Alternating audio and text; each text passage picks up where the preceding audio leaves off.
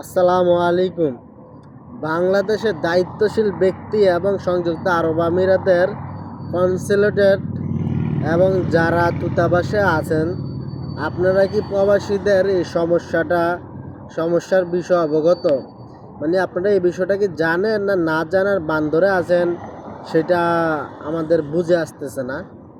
আপনাদেরকে সরকার বেতন দেওয়া হয় প্রবাসীদের সমস্যা দেখার জন্য, সমস্যা হলে সমাধান করার জন্য। আপনারা কি আজও প্রবাসীদের সমস্যা সমাধান করতে পারতেছেন? হাজার হাজার প্রবাসী ক্যান্সেল হয়ে আছে, ভিসা লাগাতে পারছে না। প্রত্যেক দিন 50 দিরহাম ফাইন আসতেছে। তো এই ফাইনগুলা কীভাবে পে করবে এবং ভিসাটা কীভাবে লাগিয়ে বৈধ থাকবে, একটু কি আপনারা জানেন না না জানার বান্দরে আছেন? এবং যারা এক কোম্পানিতে আছে, এখন কোম্পানিতে থাইকা রিনিউয়াল করবে ভিসাটা, সে ভিসাটা রিনিউয়াল করতে পারতেছে না। আপনাকে সে বিষয়টা জানেন না না জেনে আর বান্দরে আছেন?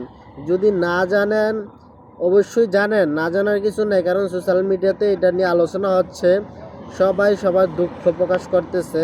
তো আপনারা দয়া করে প্রবাসীদেরকে বাঁচান, আপনারা বাঁচুন, আমাদেরকে রক্ষা করুন। অন্তপক্ষে ভিসাটা যাতে ট্রান্সফার করতে পারি সেই সুযোগটা করে দেন দয়া কইরা, কারণ প্রবাসীরা অনেক কষ্টে আছে।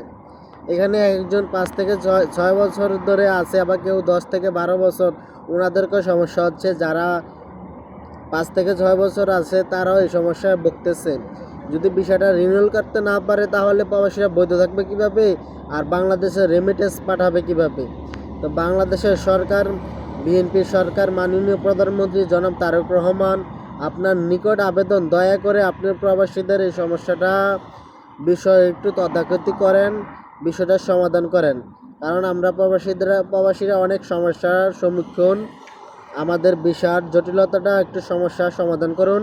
আপনি কূটনৈতিকভাবে আলোচনা করুন, করে আমাদের এই সমস্যাটা সমাধান করুন। তা না হলে প্রবাসীরা বাংলাদেশে চলে আসবেন নীরবে। 4 থেকে 5 লক্ষ মানুষ বাংলাদেশে চলে আসবে।